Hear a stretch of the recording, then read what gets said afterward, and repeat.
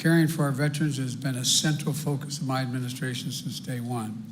And for the last year, the Department of Veterans Affairs, led by Secretary McDonough, has been the linchpin of our government-wide push to make life better for American veterans. Providing assistance through this pandemic, like job training and housing. We're helping lower-income veterans access VA care debt-free. We're expanding access to health care services for women veterans and the LGBTQ community veterans. We're implementing a plan to bring down the rate of suicide among service members and veterans. You know, it's sad to say, but to this day, we average 17 veterans a day commit suicide. Every single day. More than get killed in combat every single day. It's an absolute tragedy that demands not only a whole of government approach, but a whole of country working together to deal with this issue. Texas is one of those states participating in the Governors and Mayors Challenge to take on this crisis. And as I announced in my State of the Union message, we're focusing on meeting the specific care and needs for all our veterans who suffer because of their service, for all our veterans. We learned a horrible lesson after Vietnam. It was the harmful effects of Agent Orange, which were dropped upon so many thousands of veterans, and the years it took to manifest illnesses in veterans. Because then the veteran had to prove that whatever his problem was directly a consequence of Agent Orange. Well, we passed a law that I was proud to be a co-sponsor of a long time ago, saying that if you had Agent Orange drop upon you, it was presumed that the illness you had was the consequence of that.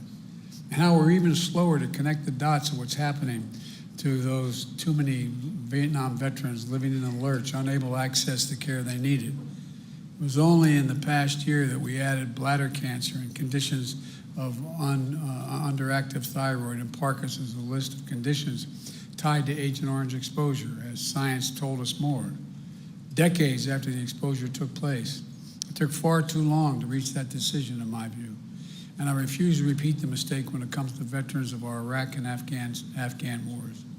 Not only did they face the dangers in the battlefield, but they were breathing toxic smoke and burn pits where they're based. I was in and out of Afghanistan and Iraq 23 times.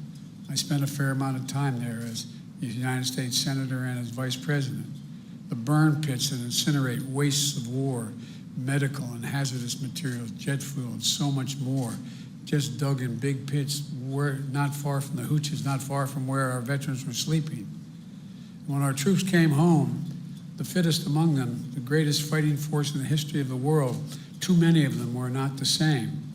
Headaches, dizziness, numbness, cancer.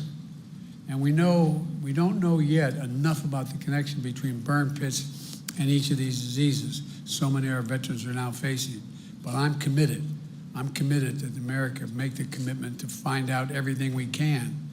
I'm committed to the families like Danielle Robinson, the widow of Sergeant First Class Heath Robinson, who joined my wife Jill in the First Lady's box of the State of the Union.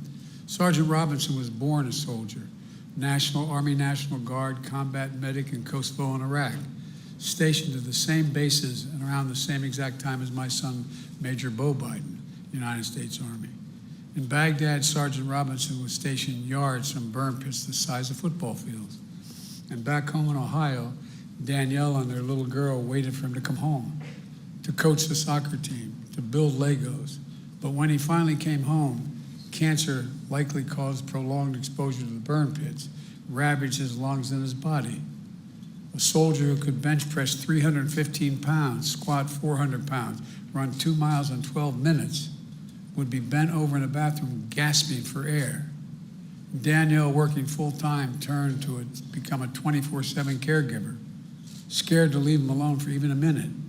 He was just 39 years old when she held his hand as he took his last breath. But Danielle said he never stopped fighting, and neither did she. She kept fighting for his memory, in his memory, for our veterans and their families are going through the same thing today. Families like hers, like so many of yours, you're the reason why we're doing everything we can. We've increased funding for VA research to study the health effects of toxic exposure in the military. We're speeding up the process to identify and address adverse impacts of military-related environmental exposure. We're following the science in every case, but we're also not going to force veterans to suffer in limbo for decades if the science is even if it's evenly divided. When the evidence doesn't give a clear answer one way or another, the decision we should favor is caring for our veterans while we continue to learn more, not waiting. So I directed the VA to move quickly to review more of the cancers and provide determinations on whether or not they're presumed to be service-connected within 90 days. And by the way, you saw what happened when at 9/11 when the buildings went down in New York. You saw the thousands of firefighters who, in fact, were because of the toxic smoke they inhaled. Finally, because some of the people in the media and in entertainment insisted that they be compensated for. Well, when diseases are so rare that there isn't enough evidence, we'll examine other factors as well. And this week, Secretary McDonough is developing a new rule that will add several rare respiratory cancers to the list of presumptive conditions for certain veterans. We also need to know more about which of our veterans may have been exposed to burn pits in the first place or other environmental toxins during their service.